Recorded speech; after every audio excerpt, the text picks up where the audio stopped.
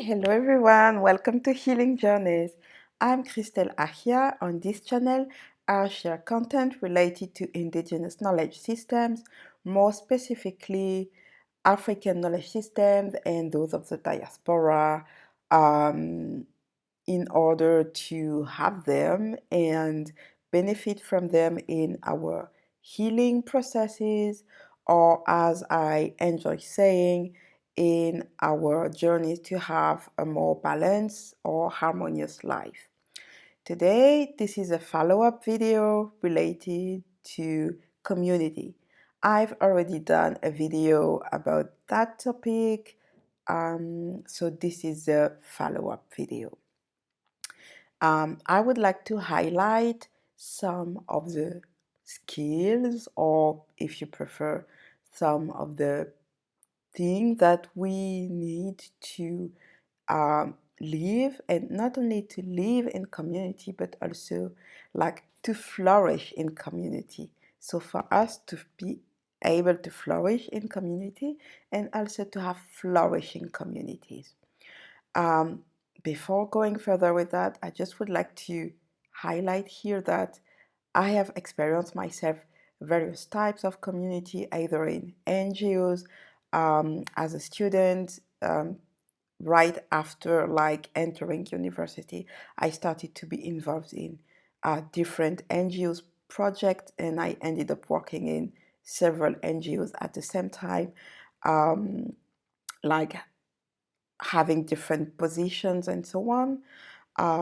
Community also, in a sense of family. So I have siblings, and I have always lived like with siblings, adults, older people, elders, younger people, babies, and so on. Um, and even among friends, and also even spiritual religious communities. So I have experience, and of course I'm forgetting, but professionally, like working in team and so on.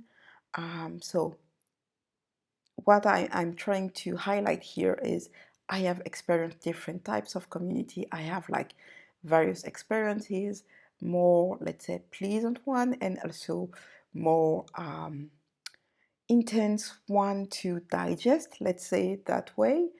Um, and I have always had this, let's say, this desire of uh, building community, but also being part of a group, being part of a community. It's something that I enjoy.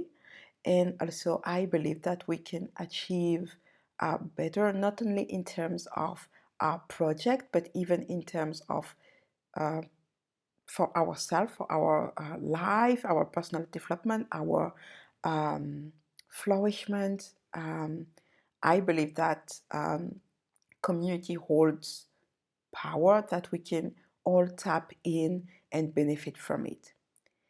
This said, it sounds good, right? That's the idea and the vision that I have had whenever I join a community. However, my experiences have shown me that it's not always the case, and being in community requires work on ourselves first, because each of the members are the part of the community, um, are the tokens of the community. So uh, even before building a community, even before being able to like build a flourishing community, what we need is having this space within ourselves, having, let's say, a ground within ourselves that enables flourishment. And it requires from us to look at our difficult experiences, or also labeled as traumas. If you're not familiar with what I mean by that, I will also add the link in the description section.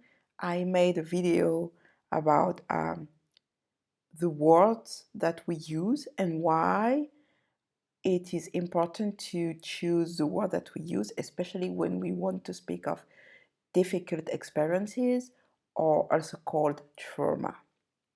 I will add the link for you in the description section. So that's something very important. I know that in one of the attempts that I had, even myself building this community, it was in a religious, spiritual context. Even myself, I wasn't aware of all the um, blockages coming from past experiences that I was still carrying on. And this contributed to the collapse of this community, basically. Um, so, this is one thing to be aware of. Another thing would be to look at nervous system harmony, nervous system balance, also called nervous system regulation. Well, it goes with processing difficult experiences, right? When difficult experiences haven't been processed, they're stuck within our system on physical, emotional, spiritual, energetical, and mental level. All of that affect our nervous system. So they go hand by hand, let's say.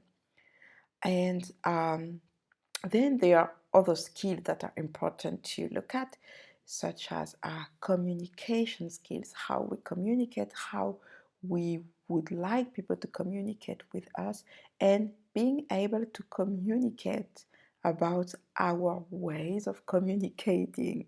I hope this is clear. Like, if you don't like audio message, for instance, you can let people know. If you don't like written text messages, or if you don't like to receive call without being previously noticed, or if you don't like to be called after, I don't know, 8 p.m. or whatever, all of that can be explained and shared, and you can also explain the context, like to better communicate with you. What are the best way to communicate with you? I'm just going to give you an example. When I meet someone and we're going to collaborate, like for my artistic project, for instance, I often ask the person, what is the best platform? What is the best way for you to communicate? How can we communicate? How can we exchange? And we try to find like a balance, a shared platform, a shared way that we can use to communicate.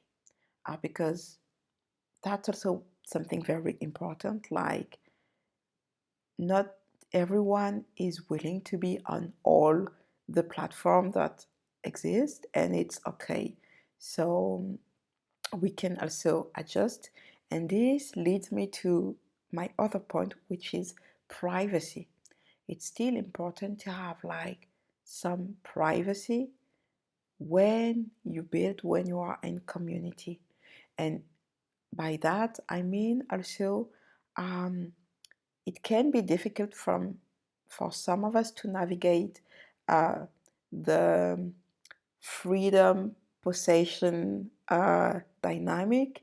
Like, people can be with us, we can build, work together, collaborate together, and they still need to maintain some kind of freedom. Um, so it's important to address that first within us. It often comes into question when we have what is called abandonment wound, when we have experienced abandonment or neglectful situation, especially at a very young age. And I would like to pause here. Abandonment is not only about physical abandonment, it can be emotional abandonment. This one is really, really important. Not having anyone, especially any adult, as a child, to talk about your issues, your concerns, your questions. Not having any adult to um, calm you, to comfort you, and so on. This creates also a huge and deep feeling of abandonment that goes with loneliness. So it's very important to address this within ourselves first. And the question of loneliness, I believe and I think to like being able to develop further a community and a flourishing one, it is important to like for each member to also be like to find a kind of safety with being alone. Being alone doesn't mean feeling lonely or being lonely, but being okay when each member is alone. Therefore, when you come together, it's not a way to like be with people because you are afraid of being alone, but you would come together because you want to be together and you want to build together. It's not like being together is not supposed to be like a replacement for the loneliness that we can feel. This said, I'm perfectly aware that is not easy at all. Um, However, these are the skills that are very important if we want to build and develop communities.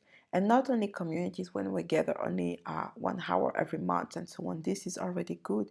But considering the time that we are in, and we want to have like real community support system that we can create like safe or safer space where we could flourish, where we could process things together, we could heal, we could find resources, we could find friendships, love, all kind of love, um, space to space for happiness as well, right? Space for celebration. Maybe another very important skill would be like the um, care and repair. How do we repair when there are like conflicts or misunderstandings or whatever can happen, right? These are skills that are very important, I believe, for community building. And I would like to invite all of us to, well, pay attention to that, have a look at that. At least I think a first step could be to ask ourselves, where am I regarding care and repair? Where am I regarding my relationship with myself when I'm alone? Where am I regarding yeah, communication, my communication skills, and so on. So this is the invitation. Something else that I would like to share with you is now we're going to have a newsletter, and starting from 2026, I'm going to launch a program to support those who would like to um, know better, know more about ancestral connection, or those who would like to start, deepen their ancestral connection. It will be primarily open to a small group of people. So if you don't want to miss any information about that, I really invite you to join the newsletter right now. I'm not going to send the newsletter right now, but it's a real invitation to join it, so you're sure not to miss it when it comes out. And I will share more about it in coming videos. That's it. That was for me. Let's take care of ourselves and of each other so we can build flourishing community. See you soon. Bye.